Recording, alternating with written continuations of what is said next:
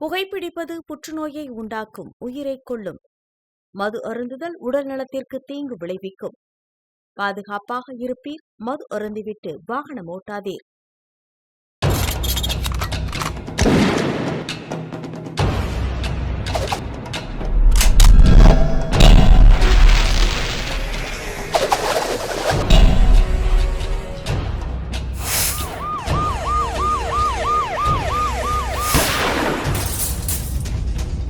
கோப்பியம், உண்மையும் பின்னணியும். வணக்கம். இந்த சமூகத்தில் சுற்றி திரிந்து கொண்டிருக்கக்கூடிய காமுக மிருகங்கள் 2 பேர் ஒரு மாற்றுத்திறனாளி இளைஞரை பாலியல் வன்கொடுமைக்கு உள்ளாக்கிய கொடூரமான சம்பவத்தோட காஞ்சிபுரத்தில் டிஎஸ்பியை கைது பண்ணுங்க அப்படின்னு சொல்லி நீதிமன்றம் கொடுத்த அதிரடியான உத்தரவால் எழுந்திருக்கக்கூடிய சாட்சியோட போக்குவரத்து காவல் உதவி ஆய்வாளர் புகார் கொடுக்க வந்த ஒரு பெண் காவலர்கிட்டயே தன்னுடைய லீலைகளை அரங்கேற்றிய விவகாரங்களை பற்றி தான் இன்றைய கோப்பியம் நிகழ்ச்சியில் பார்க்க போகிறோம்.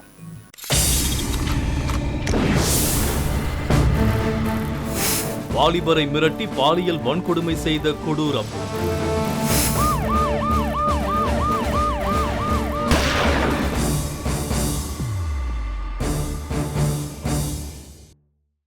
இன்னைக்கு இருக்கக்கூடிய ஒரு நல்ல சமூகத்தை ஓரண சேர்க்கை கலாச்சாரம் சீரழிச்சிட்டு இருக்கு. இந்த சூழ்நிலையில் கிருஷ்ணகிரி மாவட்டம் கால்வேகல்லி கிராமத்தைச் சேர்ந்த 20 வயதான ஒரு மாற்றுத்திறனாளி இளைஞரை திமுக எம்எல்ஏவும் மாவட்ட செயலாளரின் உதவியாளரும் அவருடைய நண்பரும் சேர்ந்து பாலியல் வன்கொடுமை செய்த அதிர வைக்கக்கூடிய சம்பவத்தில் இருக்கக்கூடிய உண்மை என்ன, அதனுடைய பின்னணி என்னங்கிறத இப்ப பார்க்கலாம்.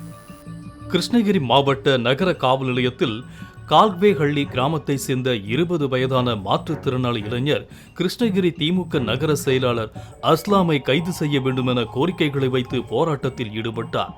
இதனால் அந்த பகுதியில் பெரும் பதற்றம் ஏற்பட்ட நிலையில் அங்கு வந்த போலீசார் சம்பந்தப்பட்டவர்கள் மீது கட்டாயம் நடவடிக்கை எடுக்கப்படும் என உறுதியளித்ததை தொடர்ந்து போராட்டத்தை கைவிட்ட அவர்கள் அதற்கு முன்னதாக செய்தியாளர்களிடம் கூறிய தகவல்கள் பலரையும் அதிர்ச்சியில் உறைய வைத்தது. ஆம், போட்டித் தேர்வுகளுக்கு தயாராகி வந்த மாற்றுத்திறனாளி இளைஞரை கடந்த மாதம் 27ஆம் தேதி நூலகத்திற்கு சென்றுவிட்டு வீட்டிற்கு திரும்பிக் கொண்டிருந்த பொழுது அங்கு ஃபேன்சி ஸ்டோர் நடத்தி வரும் அசன் அலி என்பவர் இளைஞரை மிரட்டி அவரது செல்போன் எண்ணை வாங்கி வைத்துக் கொண்டு அனுப்பியிருக்கிறார். பின்னர் மறுநாள் காலை 11 மணியளவில் மாற்றுத்திறனாளி இளைஞரை தொடர்பு கொண்ட அசன் அலி மாலை 4 மணிக்குள் புதிய பேருந்து நிலையம் வரவில்லை என்றால் பெண்ணுடன் பேசிய வீடியோவை சமூக வலைதளங்களில் பதிவிட்டு விடுவேன் என மிரட்டி இருக்கிறார். இதை கேட்டு பயந்து போன அவர் பேருந்து நிலையத்திற்கு சென்றிருக்கிறார். அப்போது அங்கு வந்த அசன் அலி போலீசாரை பார்த்துவிட்டு வரலாம் என்று கூறி சுங்கச்சாவடிக்கு அருகில் உள்ள தர்காவின் பின்புறம் மலை அடிவாரத்திற்கு அழைத்து சென்றுள்ளார். பின்னர் அங்கு புதர்களுக்கிடையே நின்றிருந்த ஒருவரை காண்பித்து எஸ்பி அலுவலகத்தில் காவல்துறை அதிகாரியாக பணியாற்றி வருவதாக கூறி இருவரும் சேர்ந்து மாற்றுத்திறனாளி இளைஞரை பாலியல் வன்கொடுமை செய்துள்ளனர். பின்னர் இது குறித்து வெளியே சொன்னால் கொன்று விடுவதாக மிரட்டி மீண்டும் பேருந்து நிலையத்திலேயே கொண்டு வந்து விட்டு சென்றனர். இந்த சம்பவத்தால் மிகுந்த மன உளைச்சலுக்கு ஆளான இளைஞர் மறுநாள் கிருஷ்ணகிரி டிஎஸ்பியிடம் சென்று தனக்கு இழைக்கப்பட்ட கொடுமை தொடர்பாக புகார் அளித்திருக்கிறார். நான் போயிட்டு சிஎஸ்ஆர் காத்துலன்னு சொல்லிட்டு 2ஆம் தேதி வந்தேன். வந்தபோது தான் அவங்க சாட்சி யாருன்னா இருக்காங்களான்னு கேட்டாங்க.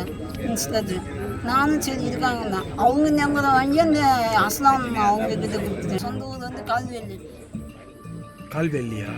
என்ன விஷயத்துக்காக நீங்கள் இங்கே வந்தீங்க? ஆக்சுவலி இப்போ நம்ம பஸ் ஸ்டாண்டில் உங்களை பார்த்தான்னு சொல்கிறீங்க இல்லையா, அது என்ன விஷயத்துக்காக நீங்கள் இங்கே வந்தீங்க? கிருஷ்ணகிரிக்கு என்ன விஷயத்துக்காக வந்தீங்க? பஸ் ஸ்டாண்டில் கொஞ்சம் பார்த்து ஒரு லேடி கூட பேசினேன். அவங்க யாருன்னு தெரியாது, பேசினோம்.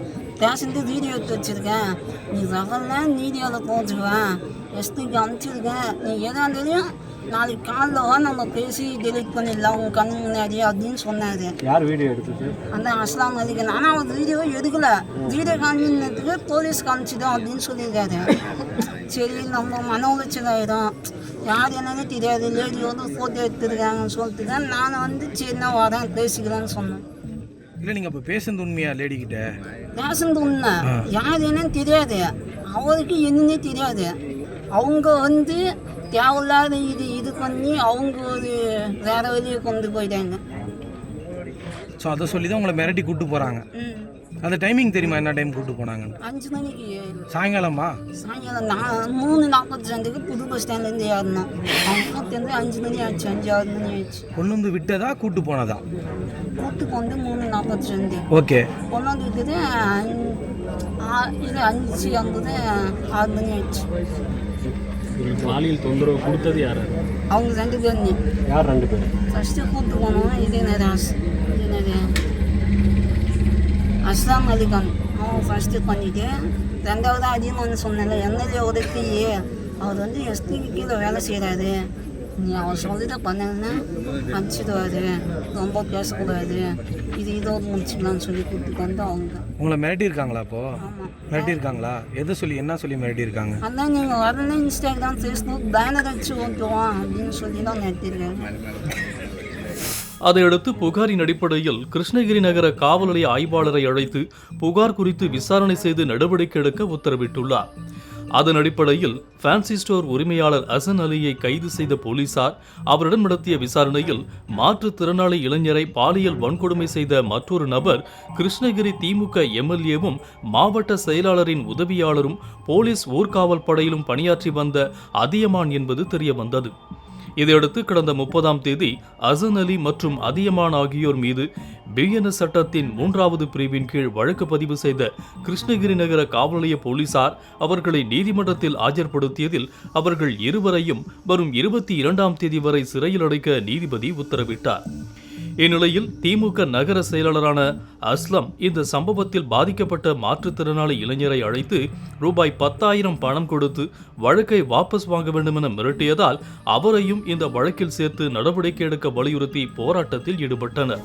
இதனால் கிருஷ்ணகிரி பகுதியில் இது ஒரு பாலியல் வன்கொடுமை என்பதையும் கடந்து இரு கட்சிகளுக்கும் இடையேயான ஒரு மோதலாகவே பார்க்கப்படுவதால் இந்த விவகாரம் அரசியல் வட்டாரங்களில் பெரும் பரபரப்பை ஏற்படுத்தியிருக்கிறது. கோப்பியம், உண்மையும் பின்னணியும்.